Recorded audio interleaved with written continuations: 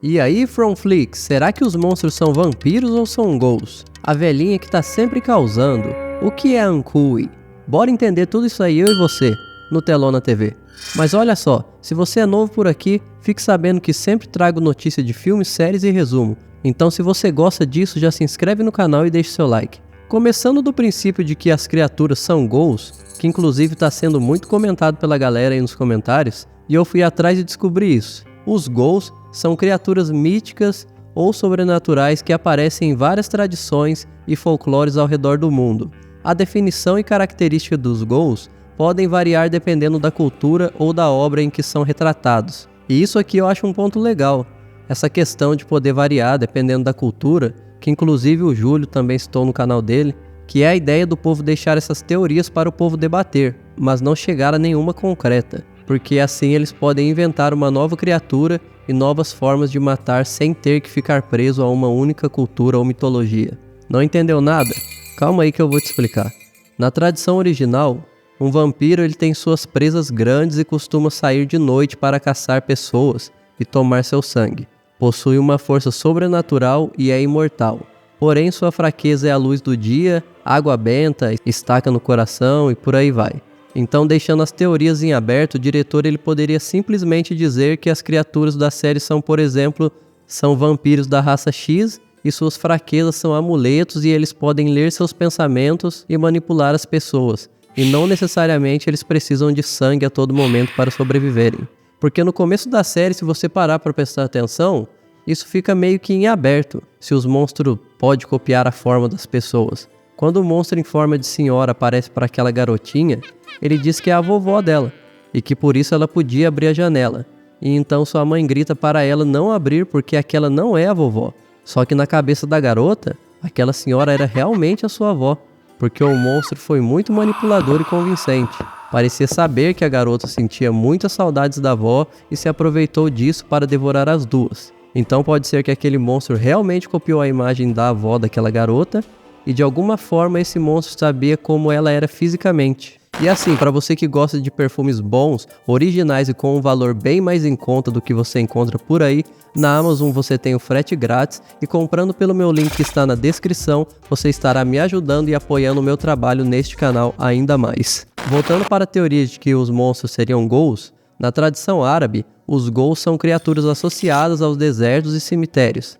Eles são descritos como seres malignos e se alimentam de carne humana, especialmente cadáveres ou viajantes perdidos. Acredita-se que os ghouls possam assumir a forma de animais ou de pessoas mortas para enganar suas vítimas. Percebe como na série os monstros poderiam tranquilamente ser o Wendigo, ghouls ou ainda uma criatura totalmente nova que o roteirista criou e que a gente não vai encontrar uma resposta exata? Inclusive foi o que eu soltei em forma de comunicado na aba comunidade, que todas as teorias fazem sentido e que ninguém é dono da razão, porque eu vi que tem um pessoal que quer debater e dizer que são isso ou aquilo, mas são só teorias, galera. A não ser se o diretor revelar que são tal criatura, aí pronto, aí a gente não teria mais o que discutir. E continuando aqui, na cultura ocidental, o termo ghoul também é usado para se referir a criaturas semelhantes, muitas vezes retratadas como mortos-vivos ou monstros devoradores de carne.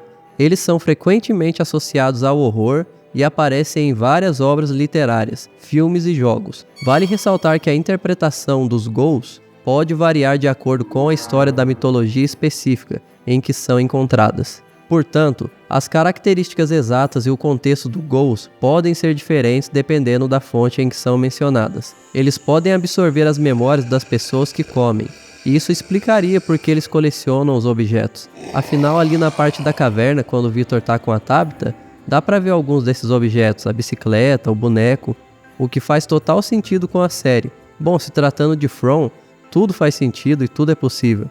Nesse mundo de criatura que a gente nem sabe o que é ainda, aliás, a gente não sabe nem das criaturas e nem de nada. E galera, eu gostaria de já aproveitar o gancho e comentar algumas coisas sobre o episódio 5 da segunda temporada, alguns detalhes que eu acabei esquecendo de falar no vídeo anterior.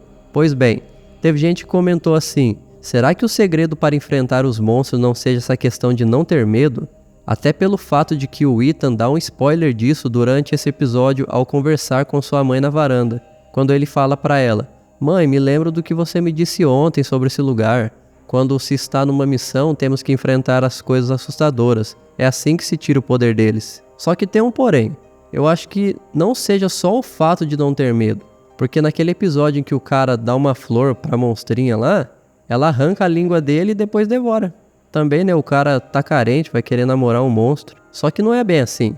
Lembra sobre o que eu comentei dos monstros poder copiar as pessoas? Pode ser que esse monstro usou a imagem da namorada desse cara, que ele tinha antes de cair nesse lugar.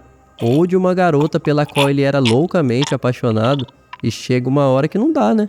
Pensa você aí, anos preso num lugar que você nem sabe onde é, não tem comunicação, não tem nada, você já perdeu as esperanças e toda vez aparece um monstrinho querendo ser seu amigo e o seu par romântico. Se não tiver um por perto para segurar, uma hora o monstro vence mesmo. E como a gente percebe, eles não têm pressa. Eles nem sequer correm, eles são malandros. Ainda nessa questão de não ter medo, creio eu que os monstros dão uma baixada na bola. Porque vocês percebem que o cara do ônibus enfrenta eles, daí eles pegam e vão embora, tipo, esse cara aí não tem graça, ele nem se impressionou com a gente. E no final do episódio, também aparece ele colocando a poltrona em cima do ônibus, e ele parece estar planejando alguma coisa. Talvez fazer uma armadilha e prender um desses monstros, não sei, é só uma ideia, talvez. Agora, sobre a velhinha dançarina. Vocês já repararam que ela conhece as fofocas antes mesmo do pessoal comentar sobre? Ela falou pro Jim lá no hospital quando ele tá tentando mexer naquele letreiro, o que também é estranho porque ela sempre aparece em momentos que dão a entender que é pra atrapalhar ou impedir algo, mas enfim, ela fala pra ele sobre a Christie e a garota que é a namorada dela, sem antes mesmo ninguém saber disso. O único que sabia era o Kenny, porque afinal ele é afim da Christie e ela já havia contado que estava noiva. E ele percebe que perdeu ela quando a Mary aparece ali naquele ônibus e elas se abraçam. Depois ela ainda fala sobre a Sarah para a Christie, porque afinal sabia que ela estava com raiva dela e ia causar discórdia. E ainda não contente, vocês percebem que ela dá morfina alegando toda aquela história triste de que ela foi diagnosticada com doença e por isso tem essa medicação. Só que nesse momento, a namorada da Christie fica olhando para o frasco. Ou seja, dá a entender que a velhinha também sabia do vício da namorada da Christie. Percebe como é sinistro quando a gente começa a ligar todos os pontos? Então ela poderia ter sido inserida ali para criar um caos e discórdia, impedindo que eles se ajudem com as informações que cada um tem. E tem mais, eu não assisti Lost, mas comentaram também que a velhinha ao entrar na cidade, a doença já não existia mais em seu corpo. Isso talvez explique o fato dela ficar toda alegre, dançarina ali daquele jeito. E segundo essa ideia, a cidade teria curado ela, igual aconteceu em Lost. Bom, comenta aí o que você acha. Passando agora para a cena da Tabitha ali na floresta, onde aparecem as crianças e pronunciam a palavra Ankui. Mas afinal, o que é Ankui? E bom, eu fui atrás dessa palavra e não achei nada. Diz que simplesmente não existe, mas como tudo em From se baseia em teorias, eu trouxe a teoria do Vinícius aqui novamente, onde ele diz que essas crianças da floresta podem ser os Orang Bunya.